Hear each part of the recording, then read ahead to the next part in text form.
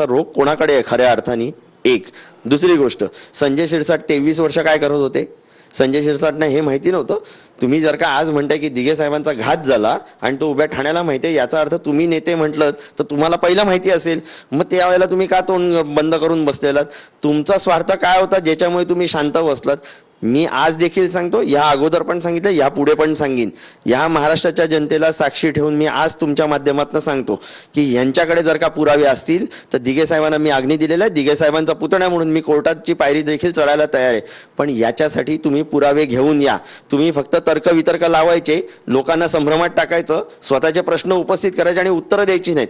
वेळ आली की आम्ही बघू, वेळ आली की आम्ही काढू. अहो, असेल हिंमत तर काढा. तुम्ही दाखवा. मी तयार आहे स्वतः. माझी तयारी आहे. मी आज जनतेला सांगतो माझी स्वतःची तयारी आहे. दिघे साहेबांबाबतीत जर का चुकीची गोष्ट घडली असेल, सगळं राजकारण सोडून देईन, पण दिघे साहेबांसाठी न्याय मागण्यासाठी धावीन. पण तुमच्यामध्ये हिंमत असेल तर बोलून दाखवा आणि महाराष्ट्राच्या जनतेला खऱ्या अर्थाने कळून द्या की काय झालं दिघे साहेबांच्या बाबतीत.